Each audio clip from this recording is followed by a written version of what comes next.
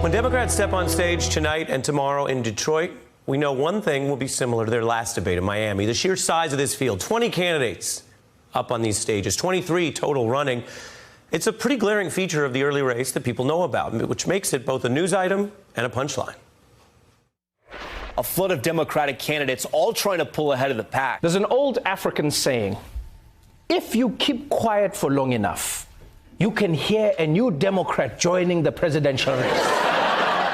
Now, this big field is not just cited as a fact. Pundits often suggest a large field is some kind of negative because it's confusing, leaving basically many struggling to decide, or Democrats are even quoting, quote, disaster.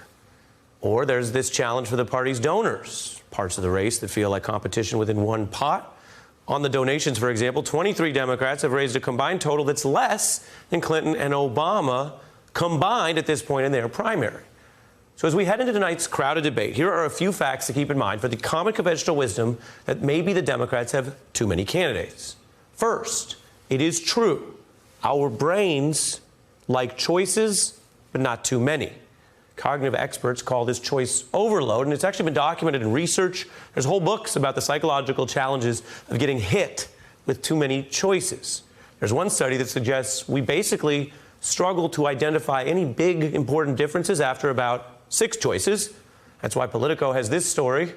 Too many Democrats are running in 2020, according to science. And why Malcolm Gladwell, the author of several best-selling books about these kind of issues, recently told us the field's too large for most people to make sense of. If you're thinking about this from a purely rational perspective, and you would legitimately like to know who is the best candidate, or who is the candidate who best matches your own sense of where the country ought to be going, it is all but impossible with a field this large. So 23 candidates isn't the ideal number for our minds individually. But is it a good number for a party hosting a large primary? Republicans had a famously large field last cycle, 17. They went on to win the Electoral College.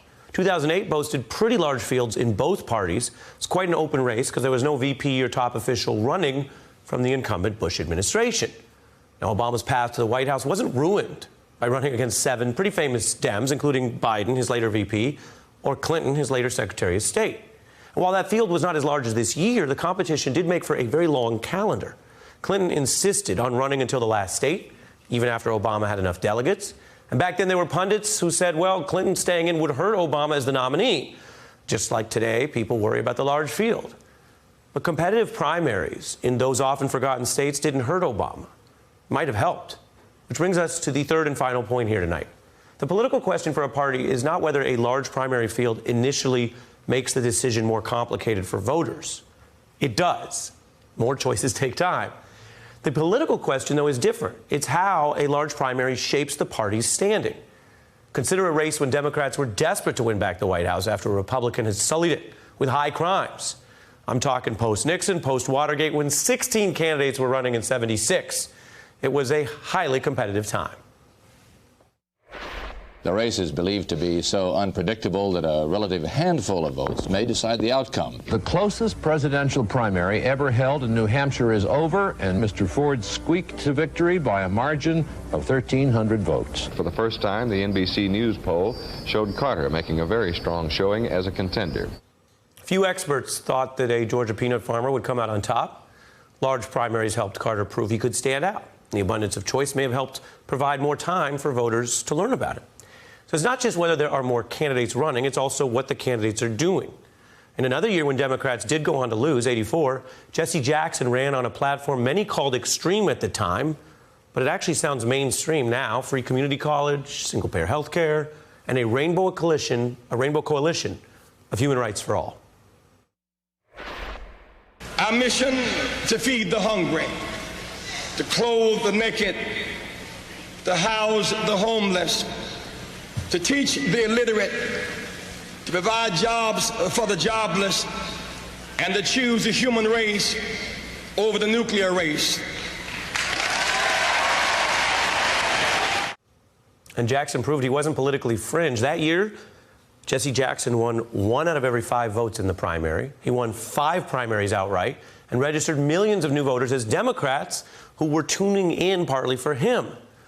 Familiar? Well, the dynamic is back in play right now. This large Democratic field basically generating a large amount of interest. 33 million people watched the first debates. We'll see if that continues tonight and tomorrow. You take it all together, and the trends are pretty clear. More choices are hard. They can be mentally exhausting. But that exhaustion comes from working out, which is the thing that makes you stronger. And building up a political movement can be like building a muscle. You have to work it. And wasn't it the great MC, Missy Elliott, who asked, "Is it worth it? Let me work it." You know, Trump won the Electoral College after a long, large primary. And if Democrats want to flip that and reverse it, they may need to get through a long, large primary of their own. Hey, I'm Ari Melber from MSNBC. You can see more of our videos right here, or better yet, subscribe to our YouTube channel below. You could have been anywhere in the world, but you're here with us, and we appreciate that.